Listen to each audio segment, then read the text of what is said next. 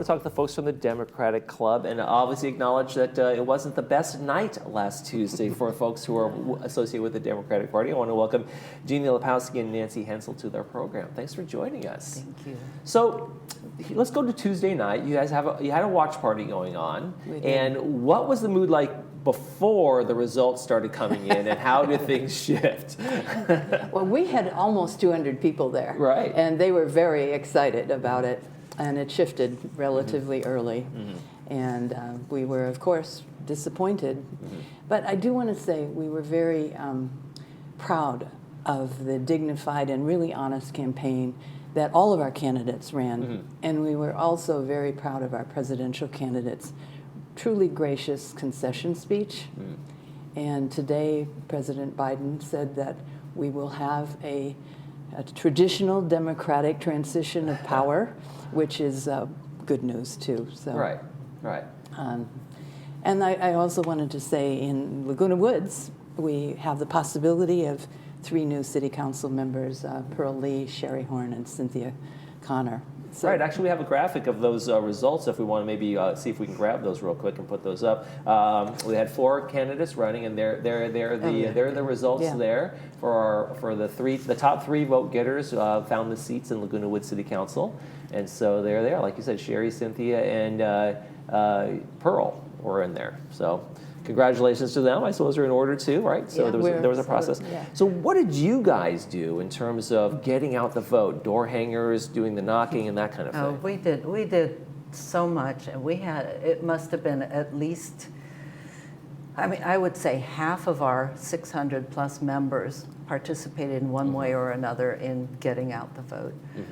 We wrote postcards to 5 different congressional districts in California, including one that is partly in Laguna Woods, which is Dave Min's district, and we wrote to several congressional districts in the rest of California.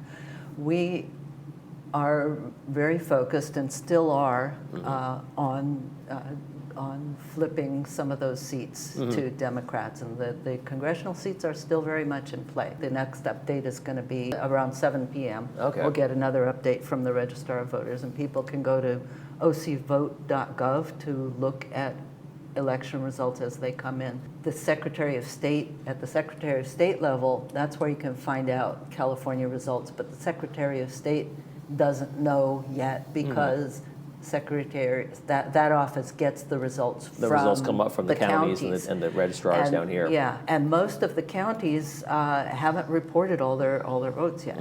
The only ones that have reported close to 90 or 100% are the ones that have very small.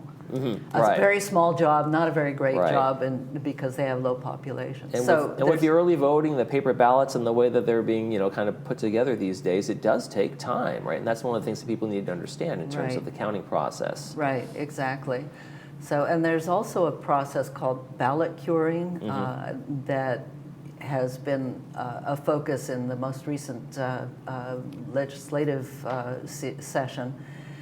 Which means that if somebody, for example, forgets to sign their ballot or their ballot envelope, or forgets or puts in the wrong envelope address, or stuff like that they have a chance to make that right, because they have voted, but it was more of an administrative issue that came up. Clerical error. It was more of a clerical error on the part of the voter, and so the voter gets a chance. Yeah, I want to disenfranchise anybody just because they didn't check the right box or sign on the right line, that kind of thing. Exactly. So let me ask you guys big picture in terms of, like, obviously Tuesday night was not, a victory, but I reminded that old Irish song, I get knocked down, but I get up again, and that's the way elections are, that's the way parties are. You don't always win, but you go back. So what is the mindset moving forward for Democratic Club and what you guys are hearing?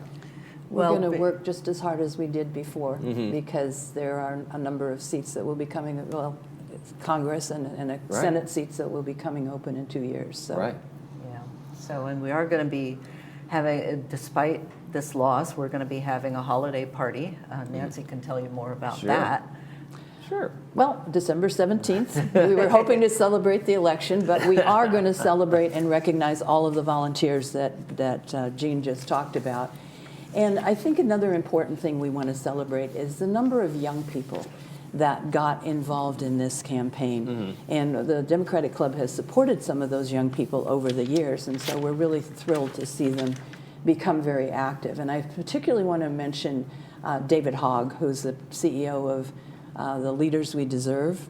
And many of you may remember he was a Parkland survivor. And he's worked very hard on getting young people to run for offices and also to promote gun safety and legislation to control gun control legislation. So that's what we're going to do, and at our holiday party. Yeah. And I think people, kind of lose sight of things when we always talk about the focus on the presidential election at the top of the ticket. Yeah. But the work that the Democratic clubs and local party administrators do is really the grassroots stuff with the local candidates for judgeships, city councils, and all of the things that don't get that much attention. And that work just continues day in and day out. Exactly, and there have been, not only here in California, but I mean, we don't know yet in California, but in the United States, in the various states, there have been some really important wins at the state and local level. At the state level, for example, there are 7 states where voters voted to protect abortion rights. There were 3 red states, not Sure. not radical leftist states that guaranteed paid sick leave, and 2 that boosted minimum wage. So there have been some definite positives that have come out of this election. And what we need to do is, as you mentioned, is we need to focus on the local level and the state level and get things done at that level, because all of those things are basic. They have a more direct impact on our lives. Everything that happens at the local level is more likely to impact us. And it is a way to show who we are as people. And we're very lucky to live in the state of California, where we have a lot of freedoms, and we are the the 5th largest economy on the planet. And so we have a lot of strength here in California, and we can get things done and influence the rest of the country. Absolutely. I just wanted to say, I think I just listened to President Biden's talk this morning, and he mentioned many of the things that he had done in his administration that have created jobs, the CHIP Acts, for example. Right. That we aren't seeing the results immediately, because infrastructure takes a long time. Right, the building, those dividends pay off down the road, and this is one of those things with a long kind of burden, a long fuse, and a long view of those things. And I'm glad you guys are taking the long view here and not getting knocked down, so to speak, by this one result. But thank you guys so much for joining us. December holiday party, make sure folks get out to that one. And Jeannie Lepowski and Nancy Hensel from the Democratic Club, thanks for being here. Okay. Thank you.